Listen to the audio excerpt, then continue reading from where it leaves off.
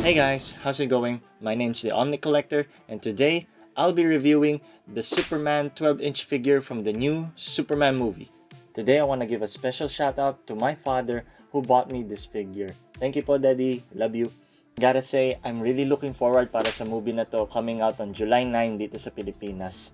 And having this figure in hand already makes me more hyped than I ever was. Sige, wag na tayong magpaligoy-ligoy pa. Let's take him out of the package and let's appreciate how much of a good figure this is.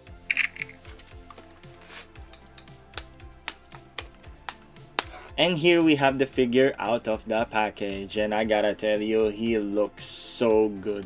Pero if I'm gonna be honest with you, hindi ko talaga naging trip yung mga 12-inch figures ng Spin Master kasi I thought that they were cheap looking, no? But given na official merch to para sa bagong Superman na movie, this is an exception. Since it is advertised as a 12-inch figure, here's a ruler para ma-compare natin yung size niya. And base dito sa ruler, ay mas mababa yung figure ng konting centimeters. Still, okay lang naman sa akin yan. Wala namang problema sa akin kung hindi siya saktong 12-inch. As big of a figure this is, it's still a basic action figure. So, hindi ganun karami ang articulation points niya. So, meron po siyang head swivel that can turn 360 degrees.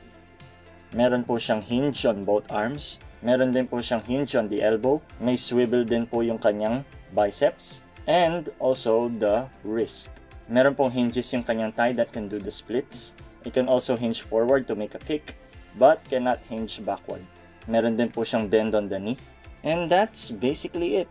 Siguro bonus na lang na banggitin ko na yung cape niya is a cloth goods cape with a sticker of the Superman logo ironed at the back.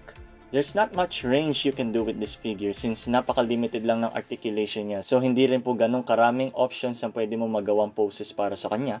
But this is an action figure made for a younger market. And I can easily forgive it because it's Superman. If ever man mapopost ko tong figure na to, ginawa ko na lang yung Superman #1 na pose niya. Pwede mo rin pala gawin dito yung hands behind his back na pose niya tulad ng ginawa ni Christopher Reeve sa photoshoot niya. Kung gusto niyo siyang i-post na parang siya nasa All-Star Superman, pwede mo rin naman siyang paupuin. Pero kung gusto niyo po siya gawing movie accurate, ito po siyang naka-Yamcha pose. Pero kung gusto niyo siyang i-post into an iconic pose, pwede mo naman din ilagay yung kamay niya sa bewang niya. For a relative scale comparison, here is the Superman movie 12-inch figure next to the Mattel Justice League Superman 10-inch figure. Although I still think that Mattel made the better quality big action figure, the Superman movie figure will have the honor of being the biggest Superman action figure in my collection so far. So yun lang naman po ang masasabi ko sa figure na to. I absolutely love this, not only because it made me more hype para sa movie coming on July 9, pero since bigay nga po ito ng daddy ko, super ma-appreciate ko to habang buhay. Kayo ba, excited na ba kayo para sa movie? Ano-ano na yung mga nabili nyong merch para maging ready dito sa movie na to? I would really love to know. As always, thank you po sa pakikinig and God bless you po.